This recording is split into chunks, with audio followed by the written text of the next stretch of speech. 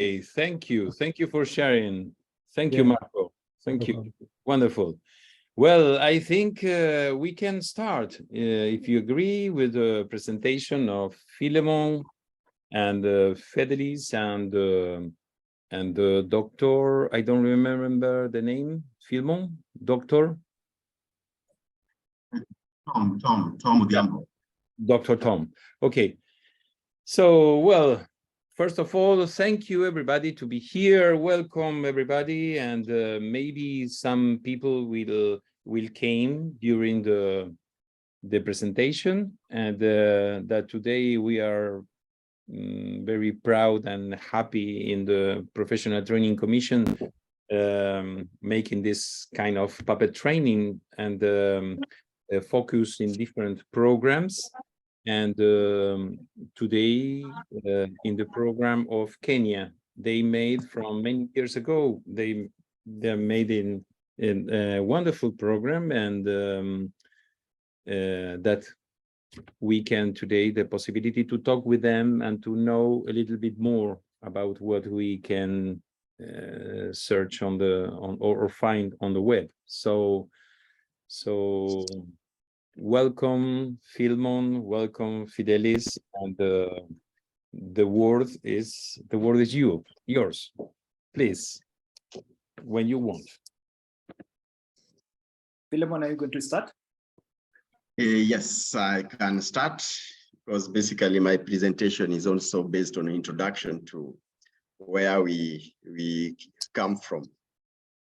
And just as Tita said, my name is Phylemon Odhiambo, and I work with the Kenya Institute of Puppet Theatre, and as a puppeteer, and as a director of the Institute.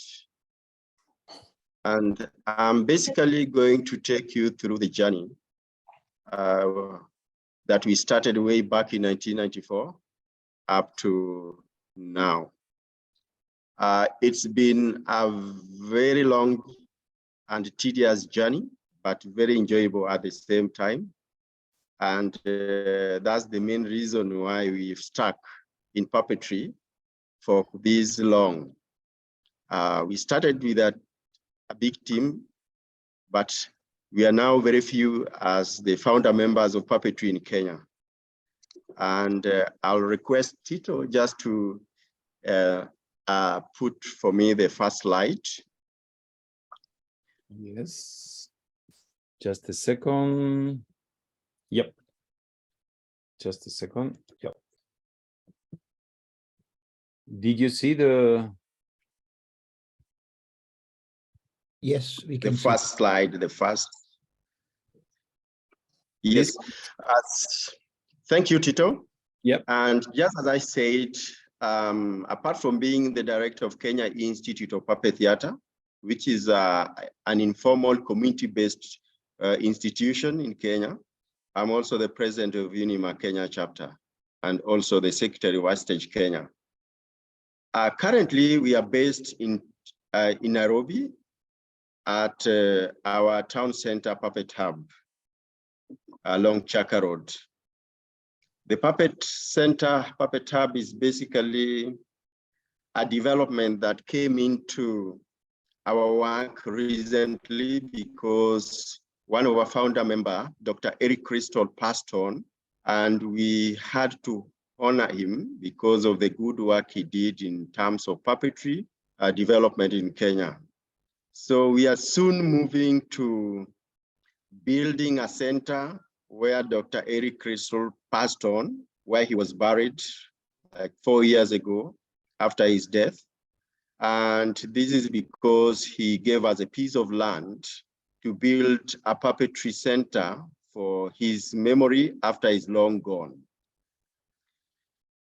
And we are very, very happy. We are working towards that as puppeteers, as UNIMA Kenya puppeteers, as individual puppeteers, and as partners who are working towards development of puppetry in Kenya. We know we are going to realize the construction and the building of a center that will be all inclusive in terms of performances, in terms of trainings, in terms of attachment and internships, in terms of even hosting the festivals and schools that are interested in puppetry as an art and as a profession. Slide 2.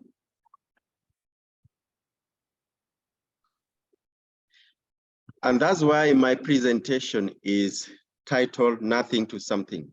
Basically, we came from nothing.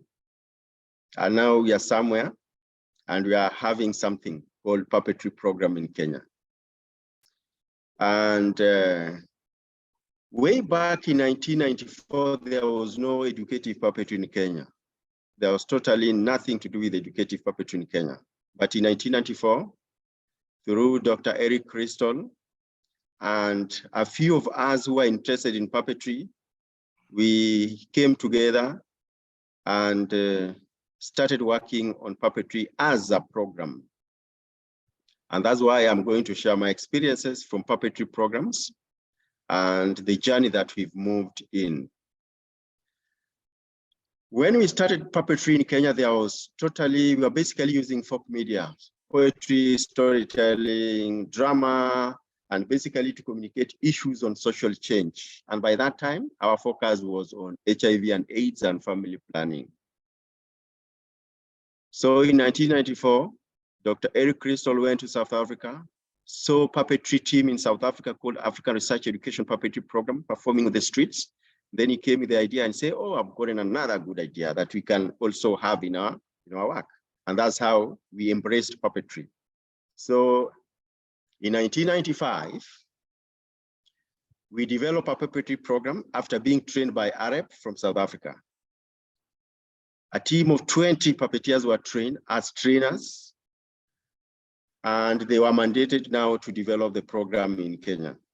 So we developed our program, and we realized that we needed to decentralize the operations, basically going out to communities and training community-based puppeteers, training them on puppetry, training them on how they can manage puppetry programs and how they can manage themselves, and giving them some little funding and some little money to be able to conduct activities and to make puppets, make their booths and transport to enable them move around to perform within their communities. And when we are talking about a community in Kenya, we are talking about a big number of people. A community can have almost close to 70,000 people. So in 1997, the decentralization program that rolled puppetry program to community-based group was very effective. And we managed to reach a lot of people. We managed to bring the attention of Kenyans that there is an element called puppetry. And people starting now coming to us, engaging us to do performances on different issues.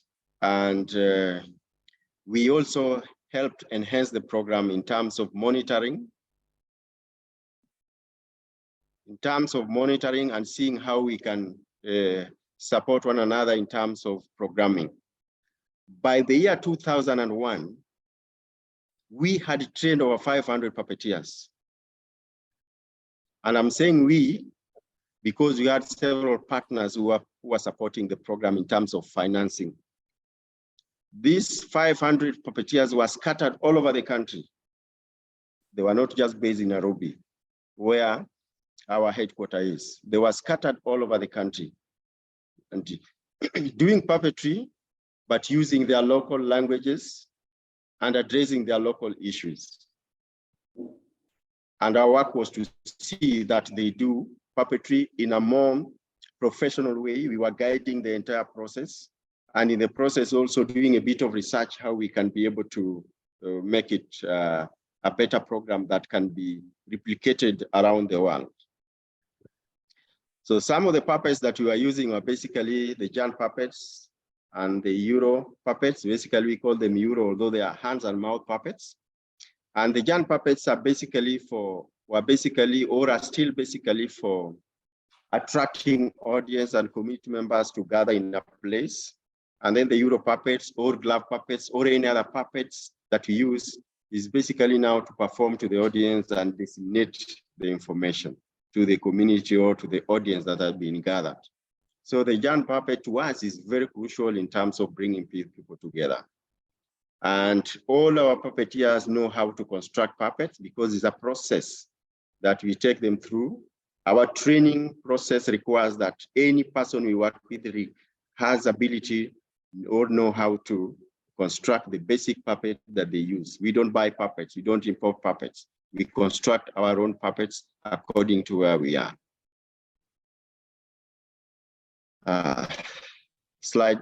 Next slide.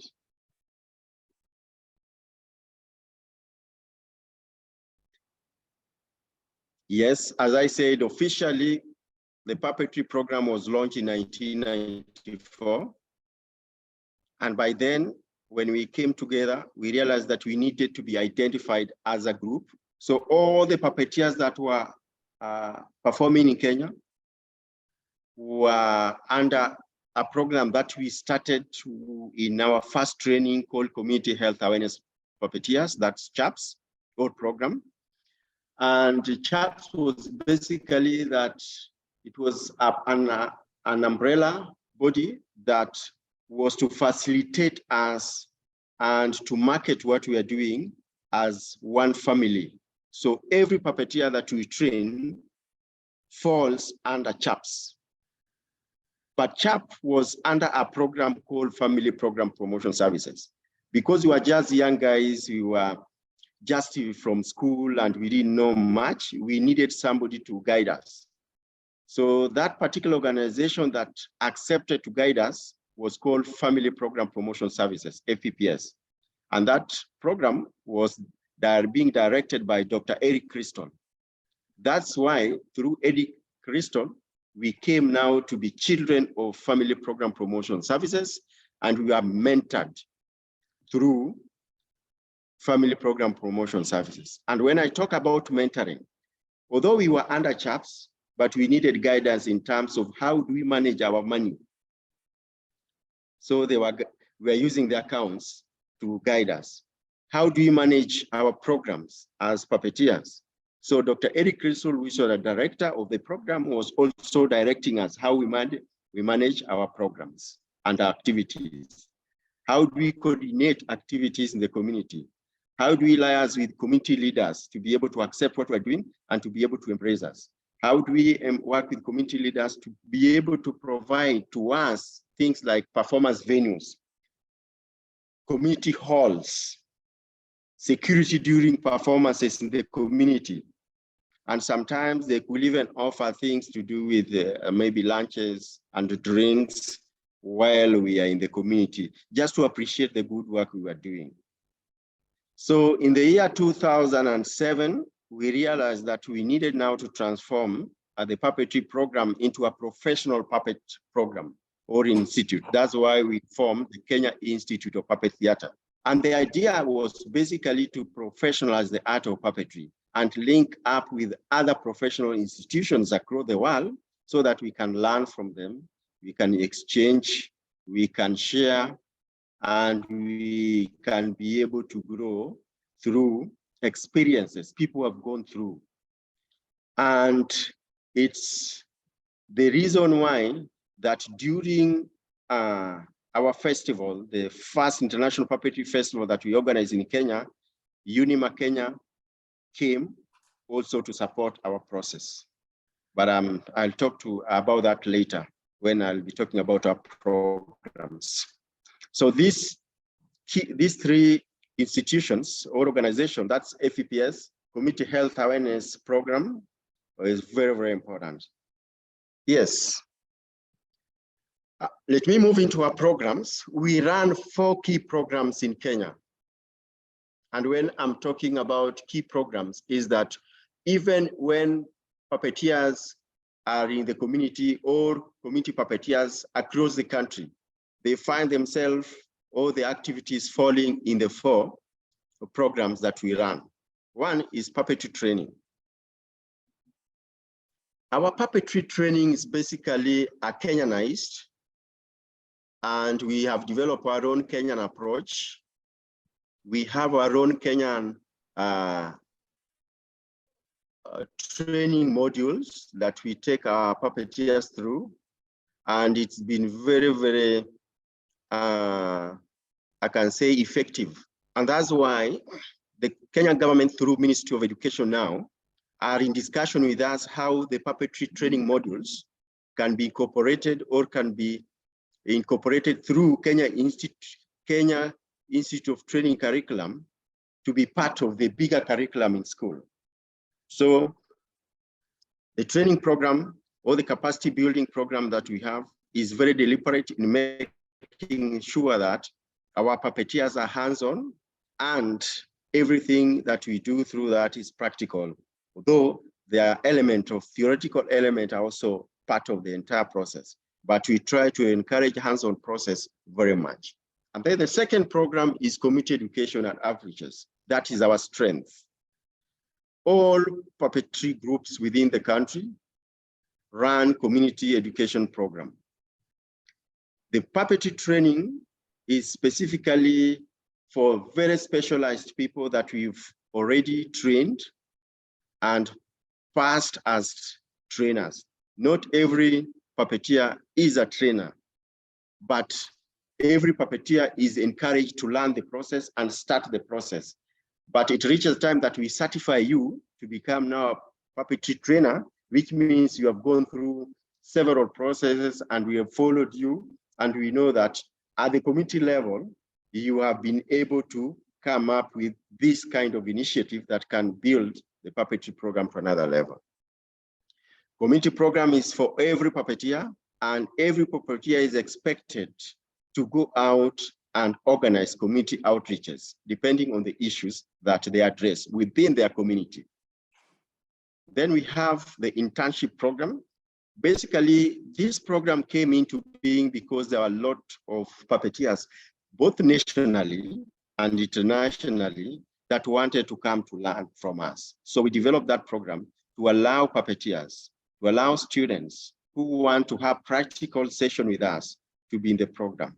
While they are in internship, they have also opportunity and chance to train in more advanced puppetry, to go with us to the field, to see how we develop our proposal for fundraising, to help in what I can call development of social media platforms. So it's an open program that we also gain from and support our program through bringing on board new and young puppeteers that want to grow. But in the process, they help us a lot also.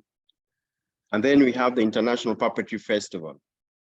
The Kenya International Puppetry Festival started in the year 2002. And we managed to have like 16 international puppetry groups that came to Kenya. And they mounted almost like over 70 performances within a period of 14 days. It was a 2 weeks program, well funded by different donors, different embassies. And every puppeteer, every international puppetry group that came had to do 2 community performances. That was also like a criteria for selection. 2 free community performances. And the Puppetry Festival actually made us to be known across the world, because it's from this point that actually the UNIMA International, when we requested them that we're having a festival, sent us a very instrumental person from Belgium, gent called Frick. Kyalo, what was the Frick?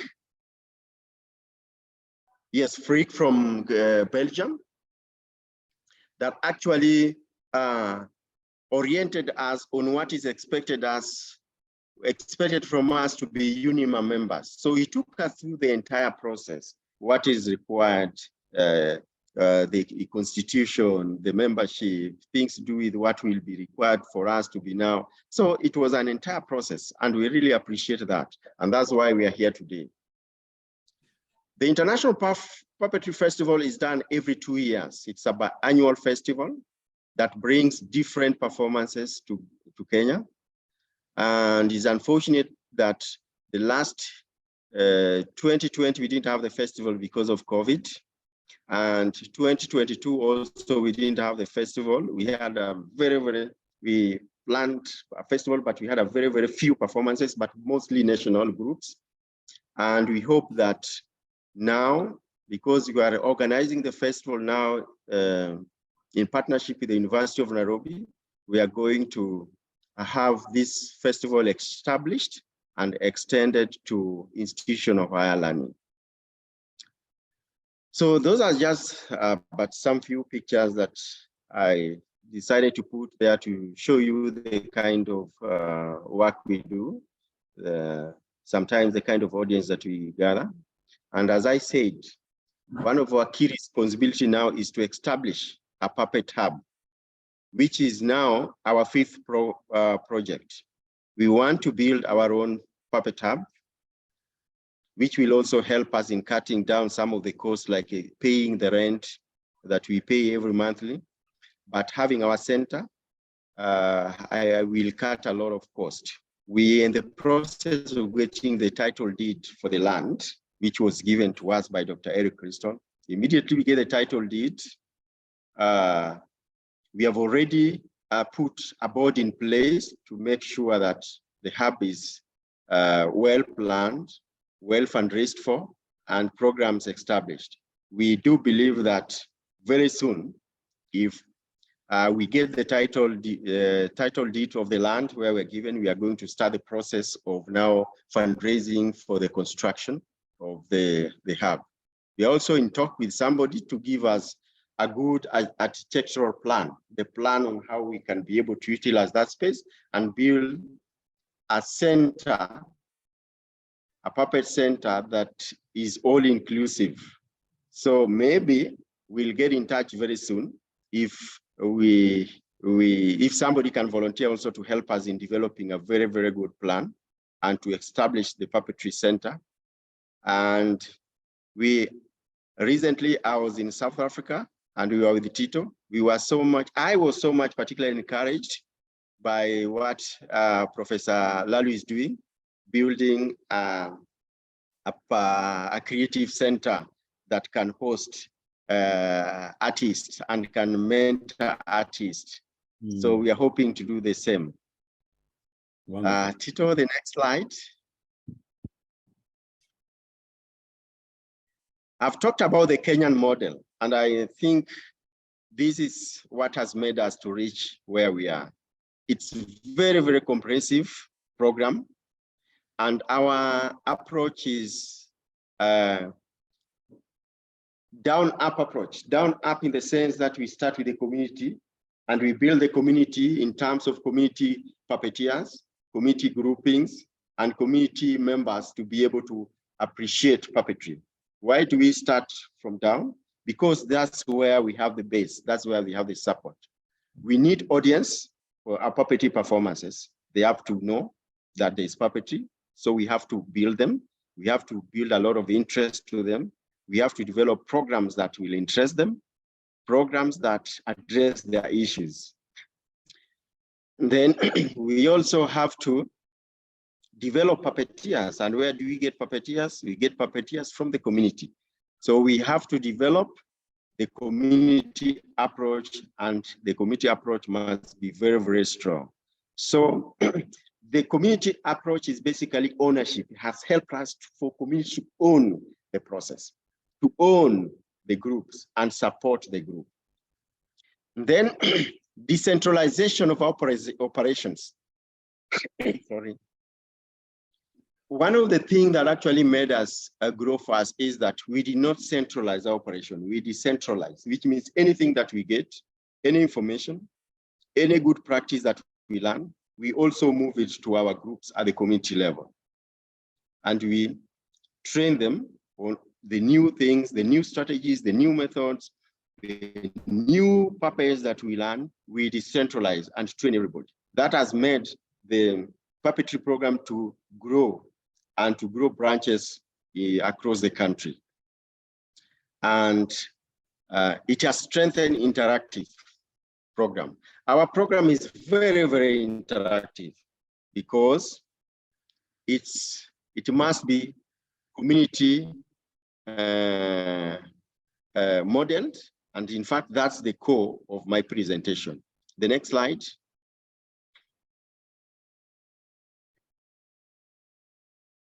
Yes. The next slide is about scripting. I want to talk about scripting as one of the major process that we go through. We just don't give our scripts to people or experts to write for us. No. Our scripts are interactive, participatory, and involving. How? One, because we address social issues in the community, we must take the real issues that face them. So when it comes to content development, or to identify content that we need to write on, one of the things is that we have to identify where this script is going to be done, or the performance is going to be done. After knowing where it's going to be done, we identify what we call community resource persons, or CRPs, or we identify what we call youth leaders, or we identify what we call community leaders or community members. So we bring them on board in the first meeting that we sit as puppeteers to develop content. It's these community members that give us the real issues that affect them. And then we start discussing how these issues affect them, how they need these issues to be addressed, and how they think the committee will support the entire process. So after developing the content and agreeing that these are the issues that affect the community, we engage at least script writers. And basically, usually they are puppeteers. The script writers that we engage are puppeteers, and their role is basically to put that content, to harness that content, to harvest the content, and to select the most important issues that were discussed during the content, and they put that as a script. We give them like 2 weeks or 3 weeks now to develop script. And because they know the process of writing the script, they develop script that gives open to participation of community, involvement of community, critiquing by the community, and all these processes enhances the script that we take to the community. After writing the script, we engage the puppeteers now to rehearse the script. That takes quite some time, also like 2-3 weeks. Then, after the script is ready and the performance is now ready, the puppeteers are ready to go to the community to do the performances. Before they do that, we do what we call pre-testing of the script. We call back the community members. We call back the community leaders. We call back the community resource person. We engage puppeteers and we engage script writers. And now the show is done to that particular audience only. After the show is done, what we expect from this audience, selected audience, is like they give us critique, they give us suggestion, they give recommendation, and they give like identify the, let me call it bad areas or areas that need more strengthening. Then the puppeteers will now go back again for like 3 or 1 week to enhance the script depending on the comment they received from the group that pre-tested the performance. Occasionally, we call stakeholders, people who are like have supported the project. They'll come and see the pre-testing of the performance. They also give their suggestions. And then after that, working and refining the performance, the committee now is ready to receive the performance. The puppeteers now take the performance to the community. And they don't just go to the community as such. There's a process of entering the community. The community is owned by people. the community is like governed by people. We have what we call community stakeholders. In the process of now planning for the community performances, we involve the community stakeholder, the chief, for example, local administration. We'll tell them that our program, we want to come and do 15 performances in the community in different venues.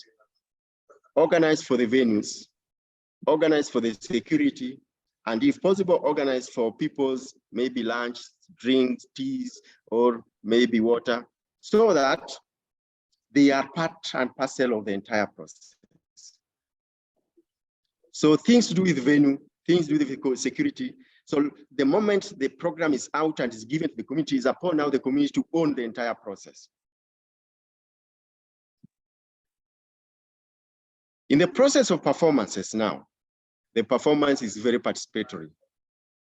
Our performances, like the audience have room to question. The audience have room to input. The audience has room to be involved. And the audience has room to be rolled in the play and to be rolled in the play. And this is done through a facilitator that is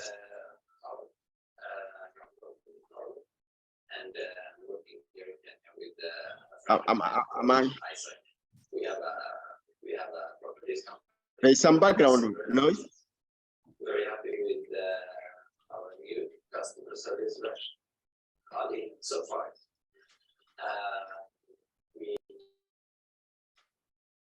Tito, there is some background noise. Okay, it's okay now. And now, the moment puppeteers are performing, the audience have those provisions to be part of the entire process. The main reason why they are part of the process, because usually our performers need an answer. Our performers need an action. And this action will be done mostly by the community members. That's why they have to be rolled in the play, they have to be rolled in the play, and they have to participate, and the performers must be very interactive so that we get ideas from the community themselves, what they need to do. If the performance was addressing, for example, COVID issues, and we are now sensitizing the community on the action they need to take to avoid COVID infection, it's now the community that will agree after the performance or during the performance that they are now going out to sensitize people at the community, at the household level, in their houses, for example. A father who attends a performance and takes action home will obviously know that the entire family must receive that information. He is mandated to make sure that the action agreed upon during the performance is fulfilled. The action is taken. If the community feel that what we needed was a leader that has been working towards but corrupt and need to be sanctioned or to be taken to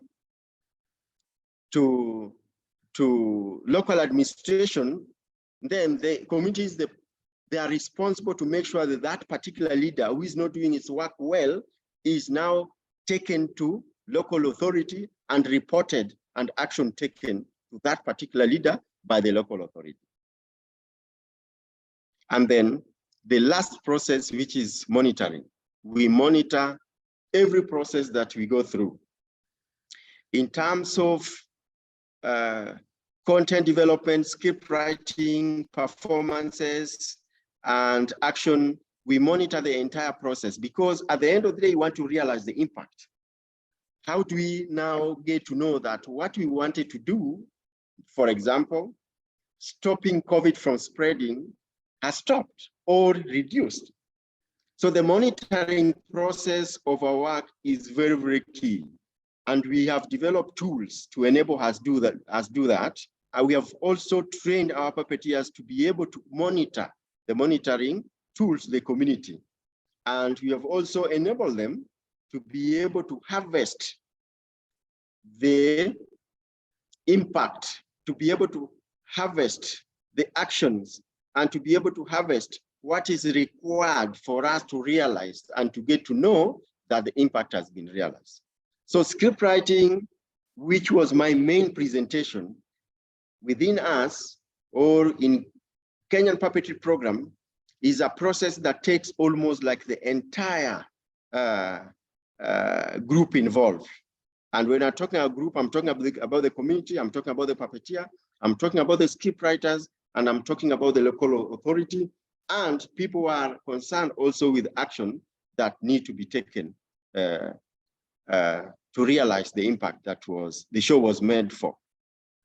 These are just some of the puppets we use. We don't just use giant and euros. We also occasionally use gloves. We use mask puppets, and it's more of an integrated process. Next. Okay, some of the achievement, and I want to highlight this achievement because it's because of the process that we've been able to realize this. This strategy has worked with us, and we have realized the following, that several institutions, even of higher learning, are now coming and approaching us to work with them, particularly when it comes now to offering internship and hands-on experience to the students. Recently, we've just finished an internship program or attachment program from one of the universities in Kenya called Maseno University. They are very, very willing also to be part of us in terms of official engagement at the university. We hope it will be a good thing for us also. But the same team won. The same team that came to have internship within our program won an award recently, about a week ago, when they presented their puppetry performance during I think the Kenya Drama Something Festival. So that's a very big good thing to us at the moment, that the puppeteers that actually come to our center for attachment can go out and like amaze the entire country by winning such an award that has never been won by puppetry or puppeteers. We have also implemented several community puppetry projects funded by different donors. And as you've realized, my presentation, we get funding from donors, from embassies, from well-wishers. But these funding are focused or are geared toward achieving something. So we are very happy because we have reached this level. We've gone this far because several communities, donors are now supporting the program because they have realized it's very effective. We have also developed the first puppetry training guide for trainers that we use, I think, in the entire East and Central Africa. And this particular guide, which we are now working with the University of Nairobi to be able to put it to more academic approach or give it academic angle, is being recognized by even other countries that we worked in. We've trained in puppetry, like Nigeria, Eritrea, Sudan, Somalia, and Liberia, and Uganda. They have now taken this, our guide, and they are now like localizing it to suit their program, which we are so much happy to give out, because at the end of the day, we want puppetry program to go, particularly in the entire Africa region. Have something that we can be able to say, yes, if you are now venturing into puppetry program, there's a guide that can guide you and will lead you to at least some level. We have also done a collaborative project and partnership puppetry programs in different countries, in Finland, Norway, Sweden, Denmark, Netherlands, Hungary, Bulgaria, Uganda, mention them. The idea is that in the entire African region, we don't have a puppetry institution that you can go to learn puppetry. So we go our way as Kenyan puppetry program to collaborate and partner with other international puppetry groups. And I can proudly say that Kenyan puppetry program has gone because of the partnership with international professional puppetry groups. We learn from them and we come and like try to localize what we've learned. That's how we've grown. But frankly speaking, I don't know whether there is any. We don't have any institution, professional academic institution that can take you through the entire puppetry course. No, it's when we are struggling to put that in place in Kenya, and through working with other institutions of higher learning, like and engaging people like Professor Tito, UNIMA International, South African University, Western Cape University. That's how we've learned. And we want to make sure that what we gather outside internationally, we are able to put in place so that we can share with our African countries and partners, UNIMA members, so that we have a base where we can start from. And that's why partnership program is very key to us, learning experience and sharing. Tito, the next slide. I just briefly talked about the impact of puppetry in Kenya, but I just want to mention like 3 of them. We have empowered community. That's an impact. We have empowered our community to voice their issues, through puppetry.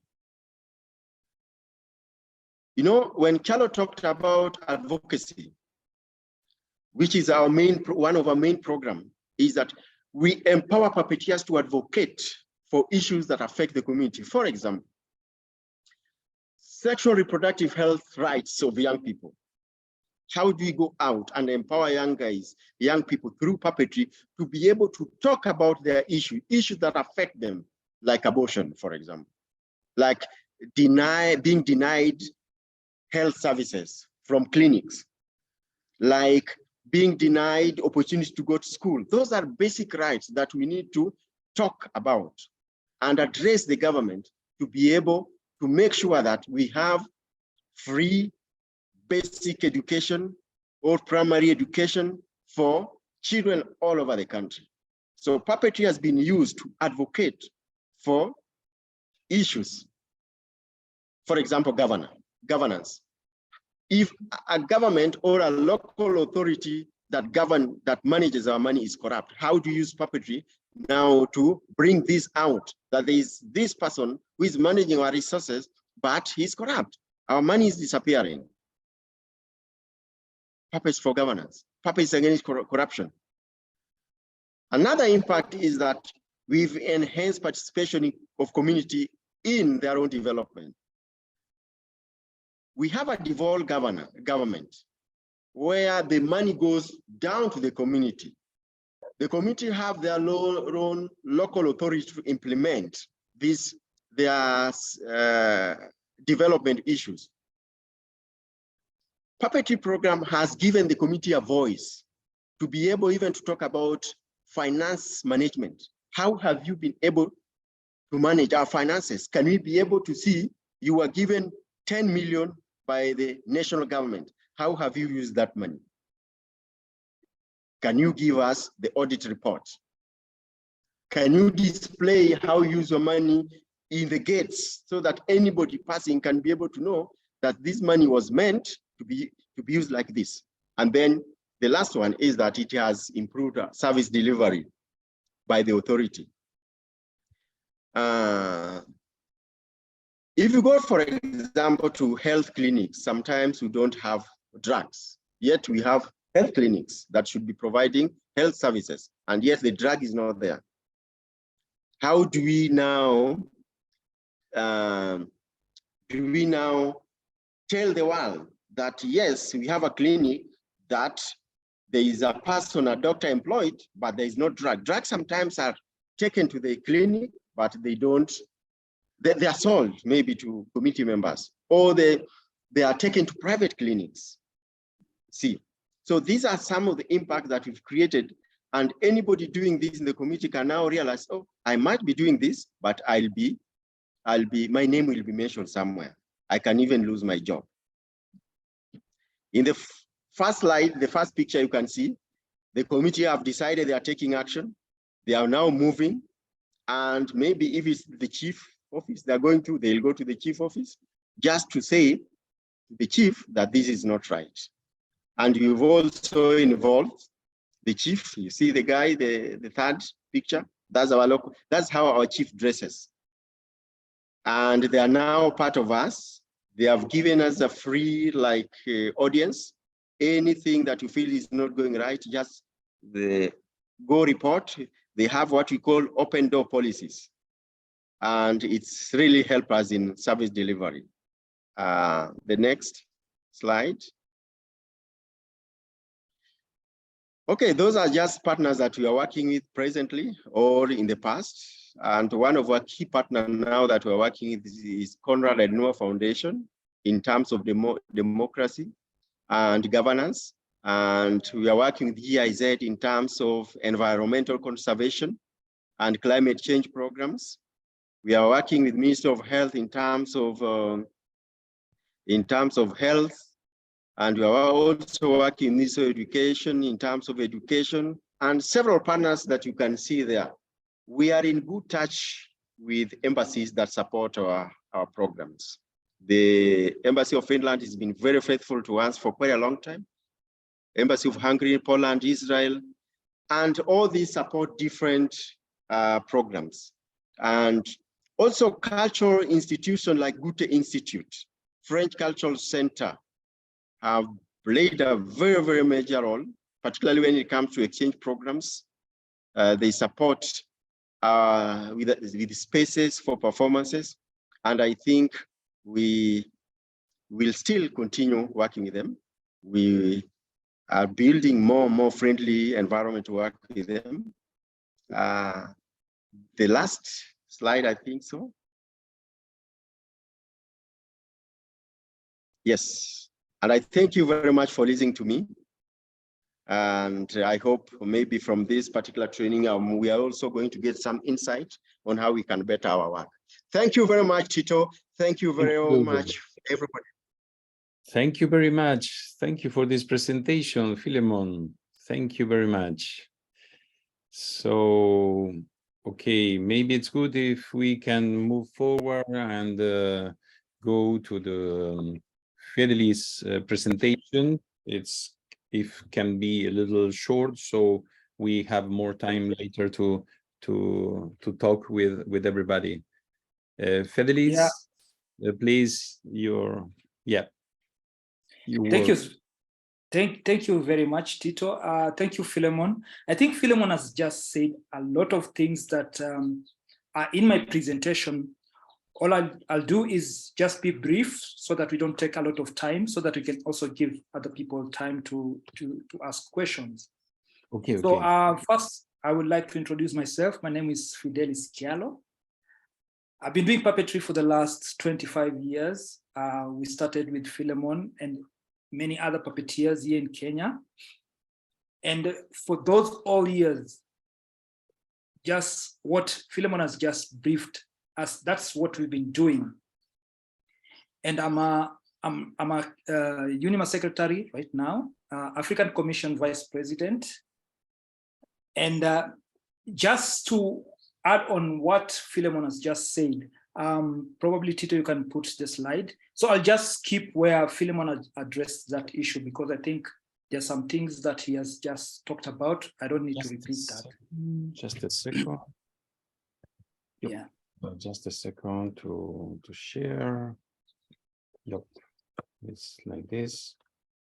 So as we're waiting, just to give a brief of the puppetry hub, I think that is something probably Phylemon didn't mention.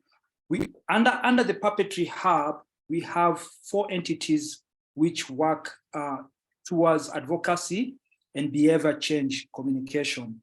And that is Kenya Institute of Puppet Theatre, where they mostly deal with governance and environmental issues. And then we have Project Hand Up, which is actually school-based behavior change communication organization, which does shows in schools. And under PHU, which is Project Hand Up, we have also Puppets 254, which is the entertainment wing of Project Hand Up, which just does entertainment shows. Then lastly, we have Crystal Puppeteers, which actually deals with international puppet performances. Okay, thank you. I think Phylemon, when we started, he mentioned Eric Crystal. That is Eric Crystal, the brains behind puppetry in Kenya. actually is the one who introduced puppetry to us. Unfortunately passed away, but we are glad that puppeteers, he left something for us. Apart from us doing puppetry, he left us a land where we can go and build a puppetry hub where we can continue his work. He was so passionate about puppets to the extent that he gave us a land to build on. So just to say a little bit of what other entities have been doing, apart from Kenya Institute of Puppet Theatre, we've also been very focused on school-based behavior communication shows and programs, whereby we started when Kenya Institute of Puppet Theatre started doing HIV shows. We came and picked them, and then we went them to the schools. So we started in the community, but now the focus went now to the schools. So in 2012, we started going to the schools and performing HIV and AIDS shows, as you can see right here. Next slide. And within Kenya Institute of Puppet Theatre and Project Handa, Puppets 254, we also have what we call Mbuni Media, who are the producers of XYZ show. So we also, our focus went to TV, and that is the angle that I want to tackle right now. So because we wanted to reach so many people, we thought maybe it would be good also to go to the TV. It was very, very hard for puppeteers to go from one community to the other, because that would incur a lot of expenses. So the other way was we venture into television. So that's when Mbuni Media came in, and then they said, we really need puppeteers from Kenya Institute of Puppet Theatre to come and work with us so that we can produce more TV shows for puppetry, which are more of social change. And that is what we did. So we started working with Mbuni Media. And then we also did more capacity building workshops as we explained to people what our jobs are, what are we doing, why are we addressing this issue? Because this was an issue that was affecting the country as a whole. Next slide. Yeah, okay, as you can see here, these are some of the shows that we've been doing with Mbuni Media, whereby we have been addressing issues on the social angle, social justice, governance as the same as what Kenya Institute of Puppet Theatre has been doing in the community level.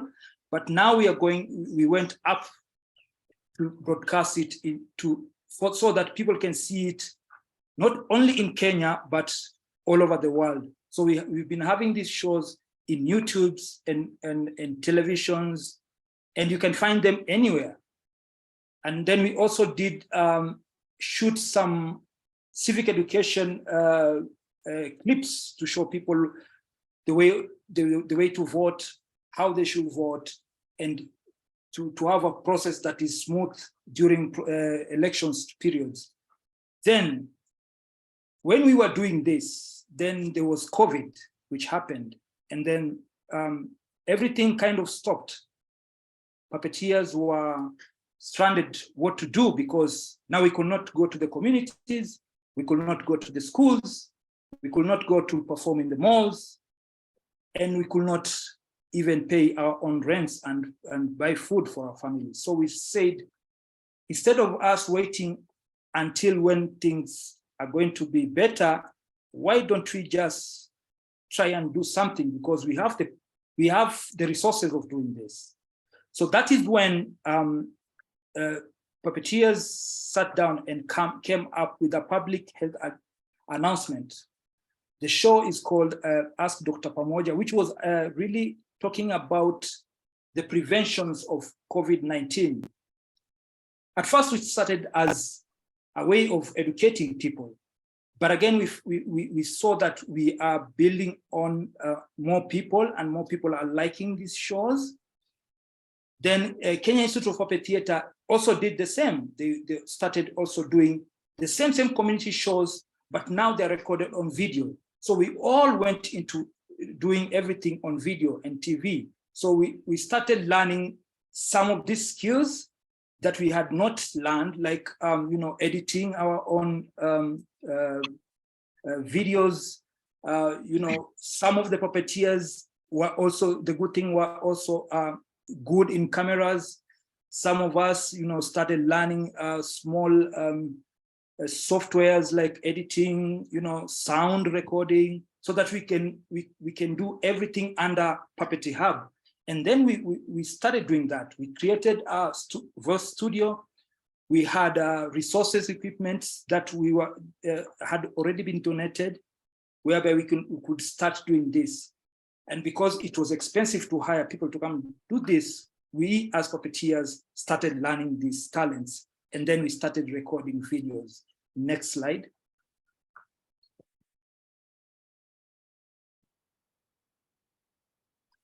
So in the school programs, we also had, this is something Phylemon had also mentioned, but again,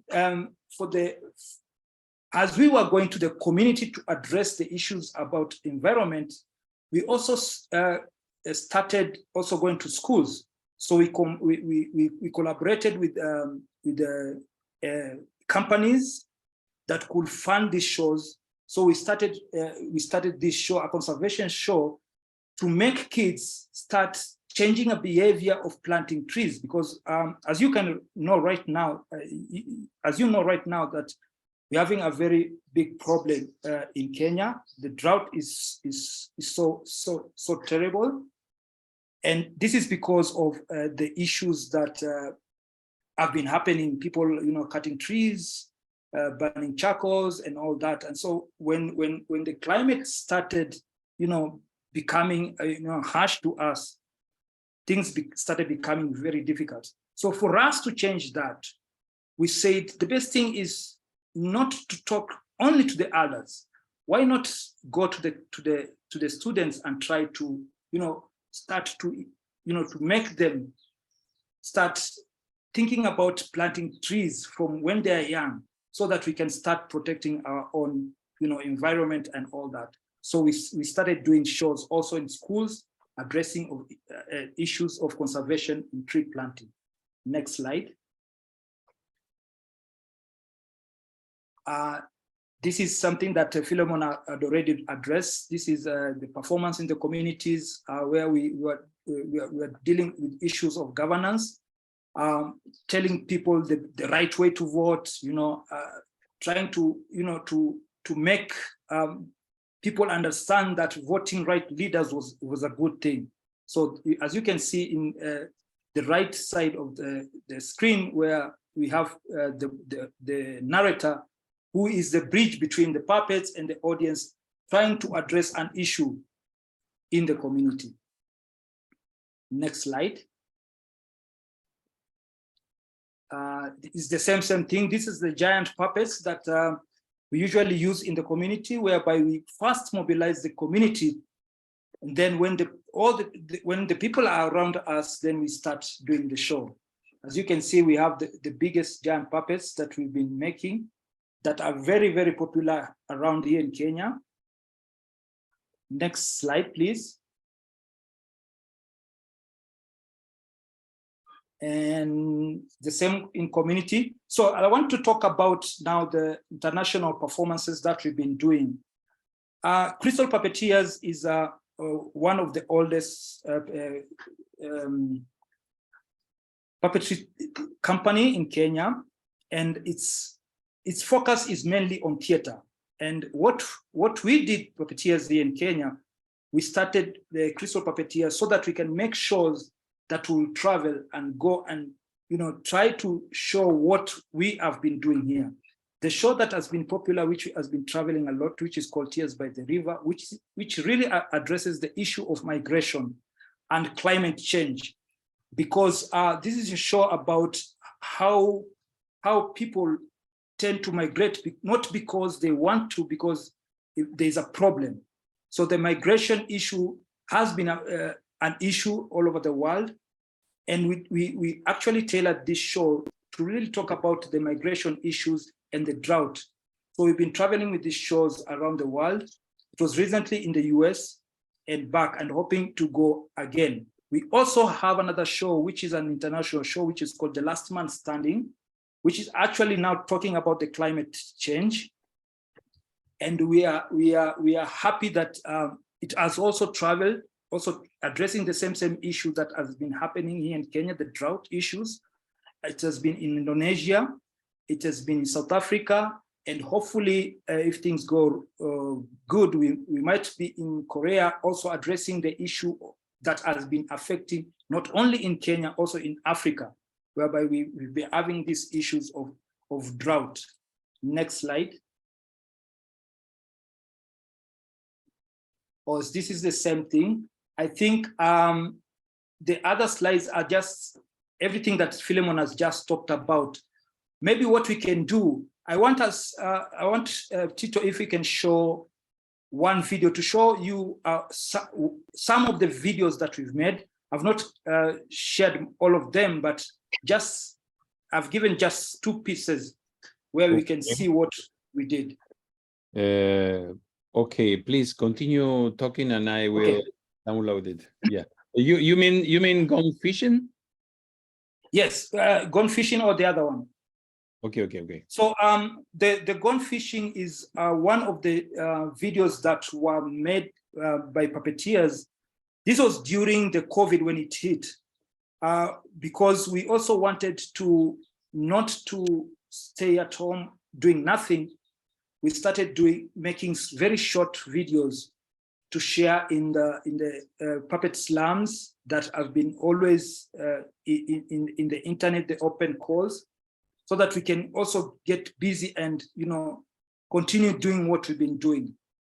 Okay, you see it? Yes. Did you hear? Yeah. Okay. Yes.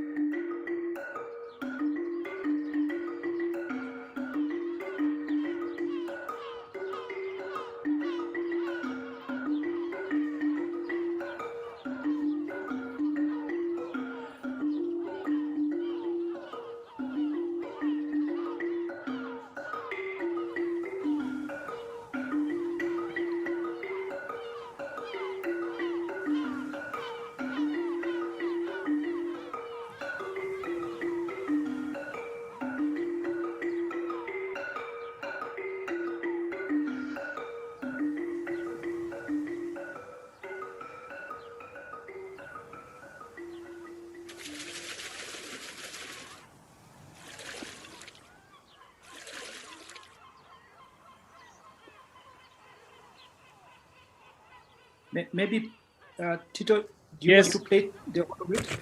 Yes. Do you want to play the whole of it? No, it's okay. It's okay as you want, but maybe it's good if we have an idea of this kind of show. Maybe we can continue. Okay. Yeah. Okay. So, and this is something made also by television, or? Yes. So what we did is during the COVID, whereby we could not do anything, we started producing these small videos. So this we produce here at the Puppet Hub. We also have another one that I shared. You can also play it, just half of it, just to give an idea. I just wanted to show you just a little bit. We have so many videos already. So you can go to Kenya Institute of Puppet Theatre YouTube. You can go to Project Up YouTube or Crystal Puppeteer YouTube. I have which one? Because said ask Dr. Pamoja. Okay. Yeah. Just a second. Just play it a little bit. Dr. Pamoja. Wait a second. Wait a second, please. Yep.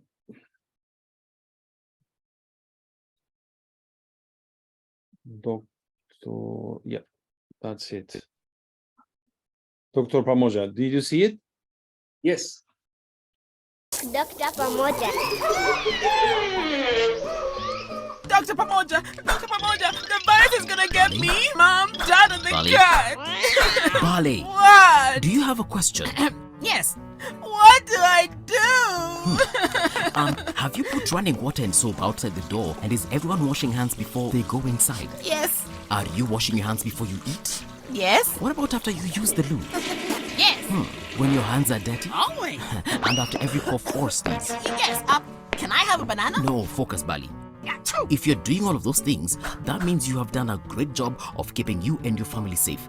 You don't need to panic. Really? Yes.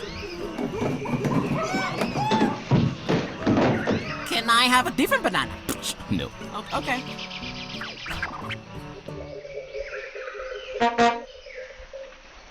Thank you, Tito. Okay. So basically, we have so many. We can share the. Phylemon will share the link for what we've been producing for the community, because that's what we did.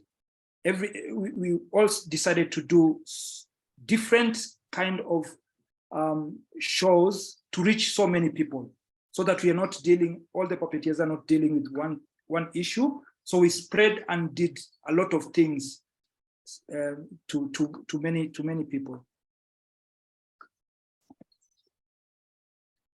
And thank you. I think that is all. Unless Phylemon, you have something to add.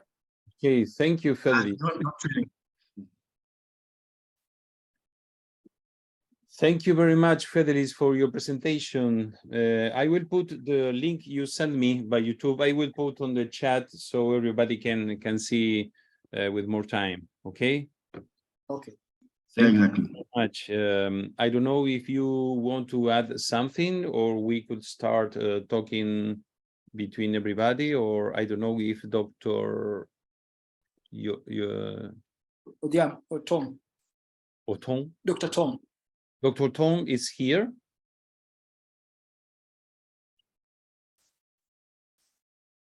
Okay, so we can start to it's here. Sorry, I can.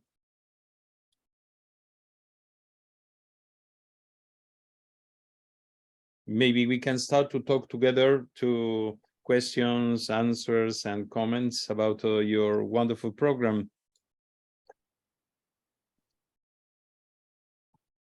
It's okay, Phylemon? Yes, I think it's okay. We can I don't give see the Dr. platform. Yes, I don't see Dr. Tom here. So, okay. Good. Well, thank you very much for this presentation. It's really amazing the work you you did and you do with the community, not only in the artistic sense of the puppetry, but the puppetry inside the community in a big net. It's a really amazing, really wonderful way you did it and you do. So thank you for your presentation, because I think not many people knows what happened in Kenya with puppet. So it's really helpful to notice that. Thank you for the presentation. Is there any any comments? Oh, you put Phylemon there, the keepedkenya.org. Okay, good. The website. Okay, the site. Okay. Where all okay. All the videos can be searched there. Okay, wonderful. Okay, there's some comments from France on the chat.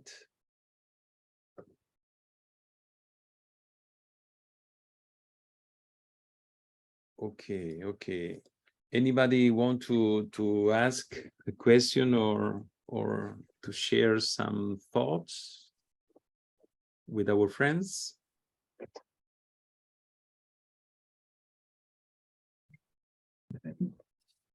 Yeah, France, please.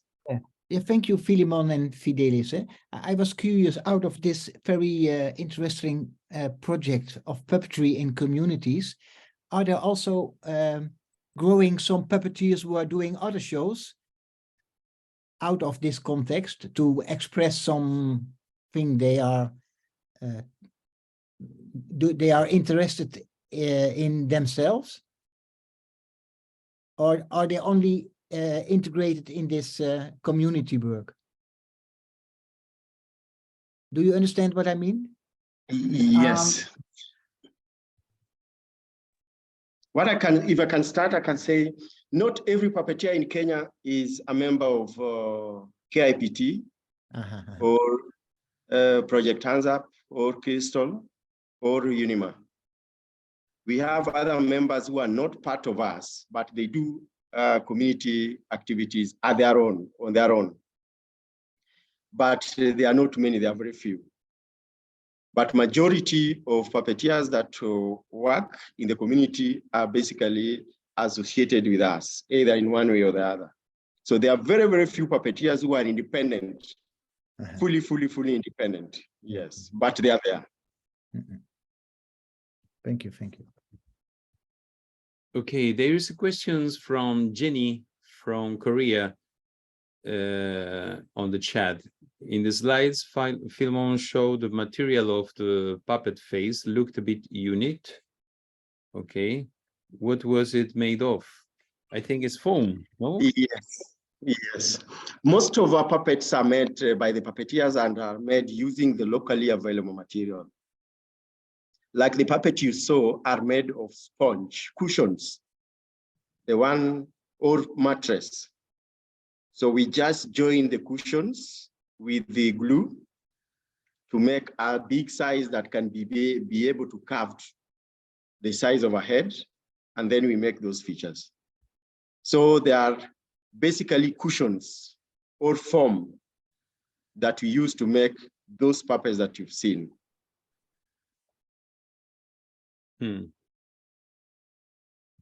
Also, there is a comment on the chat from Jenny that says that there is a very young people that were pushed by the crown and fell, and a very big accident in Korea.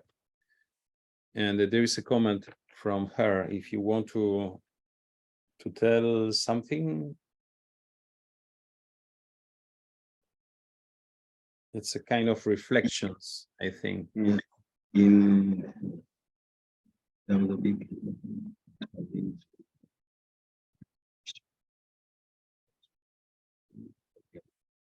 Yes. Yeah, it's a kind of reflections. Sure, Jenny, I think can be helped puppetry. I don't know. What do you think? Yes, I think it. We need to. Yes, it's a reflection, and maybe we need to play a role in highlighting this. And it depends with the strategy that somebody can adapt. But I don't know. From my side, I think it's something I can do. Kyalo and I can take that responsibility and do something maybe 5 minutes that we can share with our fellow, our other people around the world. I believe we can do it. But we can share that with Kyalo. Then we can see where we send that, or whether we use the UNIMA, because UNIMA platform, or Jenny can help us also, or we can send her. But I think something that we can highlight and also try to just tell people to be cautious in such like activities are happening.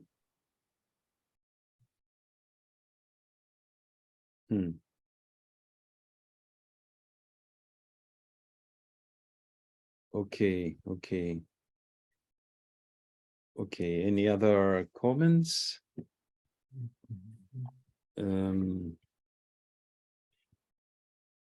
Bonjour, Greta. Hello. Greta made some book. She creates some book for the French friends. I don't know if you have this book, Phylemon, about how to build kind of 6 different type of puppets, because as you know, Greta is a great artist in puppetry.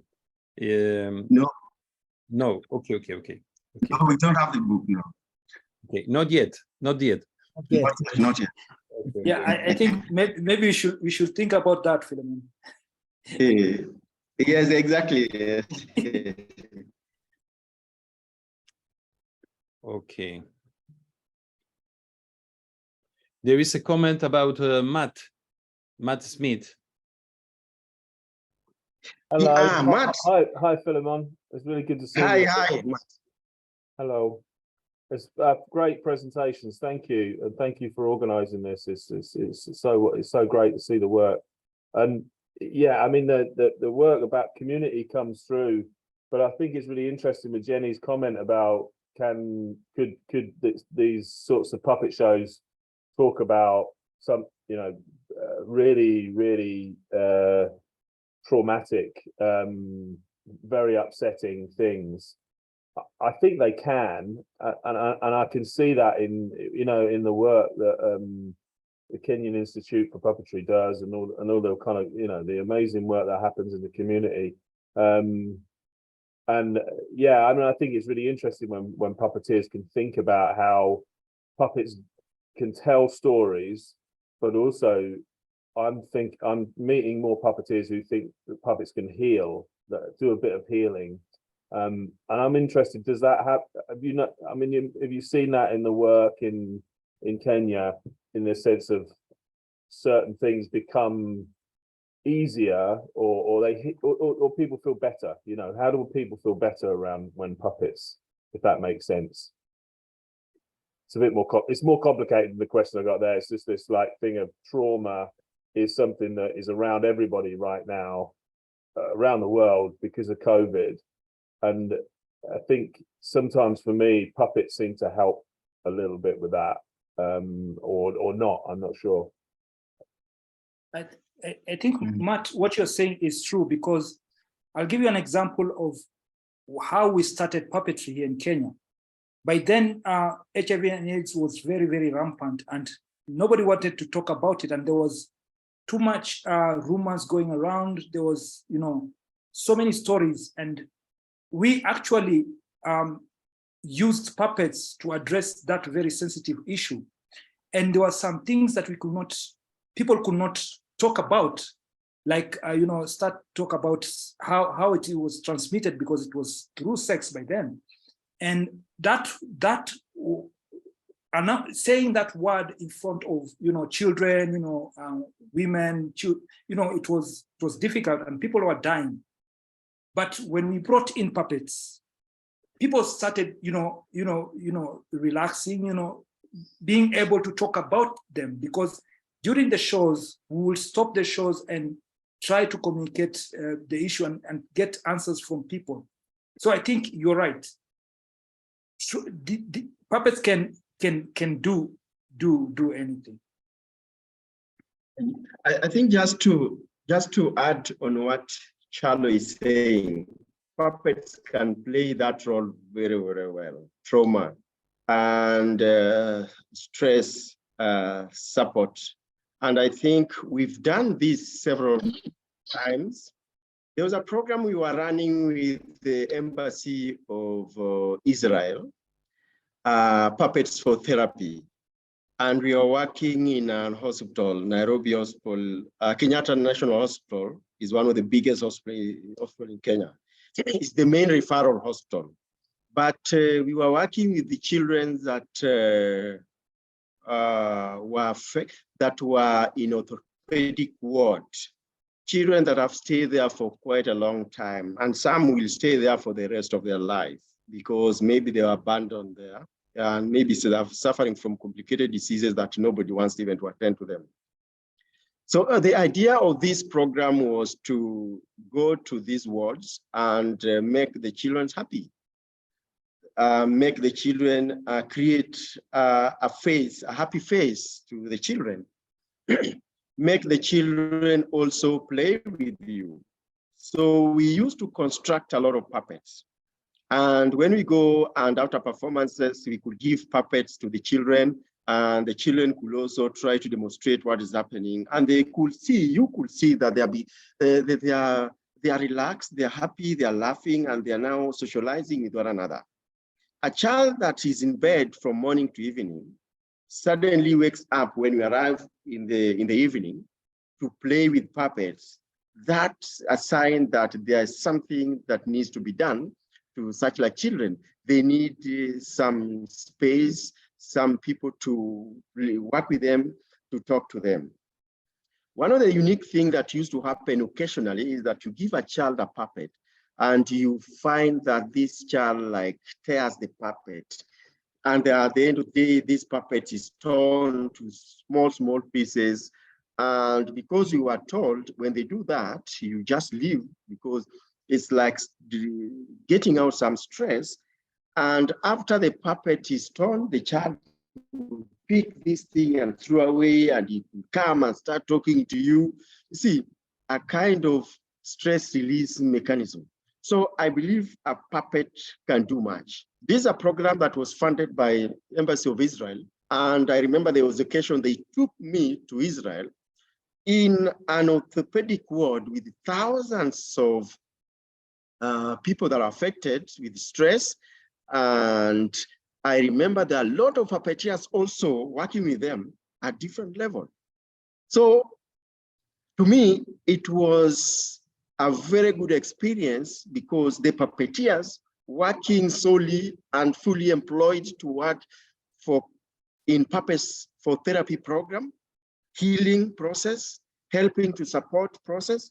I think it's a proven fact that puppets can do a lot and can help in this situation. Yep.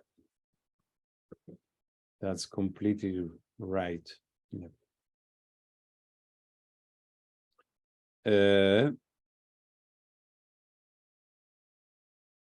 Somebody want to make a comment? Somebody else? Yes, I can tell something. In the Netherlands, we call it mostly applied puppetry. For example, there is a puppetry. It's called Wolkentheater, the theater of the clouds, and they are doing puppetry for children of migrants or who are seeking asylum. And they say the children, they don't want to have how do you say, to discuss about difficult problems, but they only want to be entertained and to smile. And if the children smile, the parents smile as well, even if they are in refugee camps. And that's very important base for continuing their future. Yeah. Good. But applied puppetry in the Netherlands is also a little bit a niche. A lot of puppeteers, they want to stay they want to be on the stage, and applied puppetry is only that's second best, something like that. I don't agree, but they say. Yes, but it's so important in society, no? Not only. Yeah. It's more than art. Yeah. So I don't know what the status of a puppeteer is in Kenya. Pardon? The state, how the people on the street, how do they see the profession of a puppeteer? If you say I'm a puppeteer, is it do they admire you, or do they say, oh, that's nice for children? Or yes, we have a problem, and I don't think it's only in Kenya. The puppetry is a profession that is still not very much recognized as a good profession. Yeah. And therefore it's left for people who are not so, the people who are not so smart. It's just it's a profession. They think it's a profession that if you can't find anything to do better, then you can enter that profession. It's That's the the same. situation where we are. Yes. The same in many countries. Yes. But we are trying to change that scenario, because we have like Kyalo is a full-time puppeteer. Livelihood depends on puppetry. I'm a full-time puppeteer, and all our puppeteers in the hub, 75% are full-time puppeteers.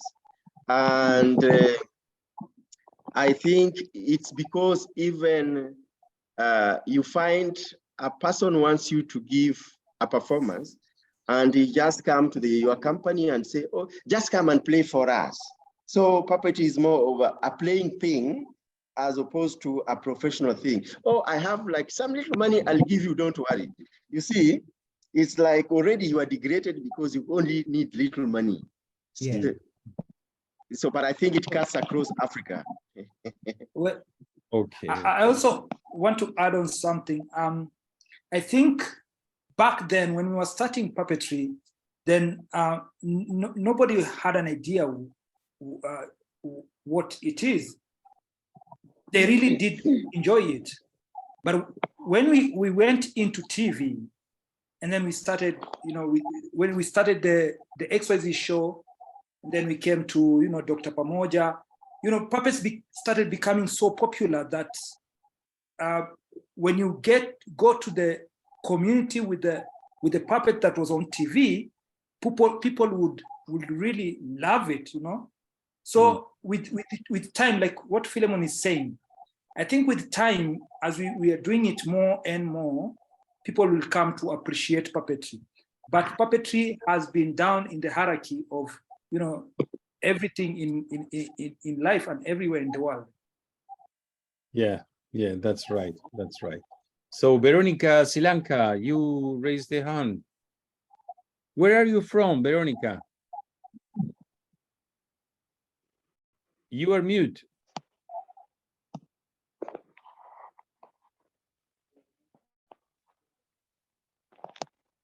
Hi, Veronica. Well.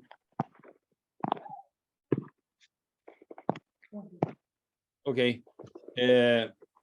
Pat. Oh, yes. Please. Yes, please.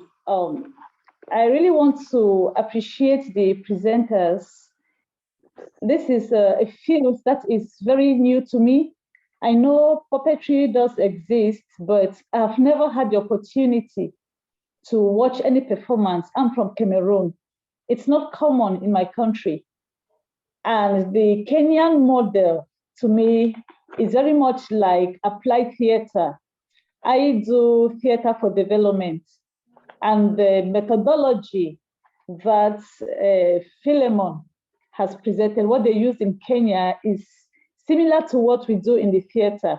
So I'm very much impressed. And I want to ask, Is it possible? How can one get trained? Because I see it very much related to theater for development, which I do. And I also work with children. And this will be a novelty, introducing puppetry to my children, the children I work with. Is going to be a novelty. And I think it's going to be more effective than theater. So I want to find out from Phylemon and his friends how one can get trained. If I want to get trained, what will it require of me to make that happen? Coming over to Kenya, or can some online training be done? I just want to know. Thank you, Phylemon. Patricia, thank a lot for that. And Tito. Yes.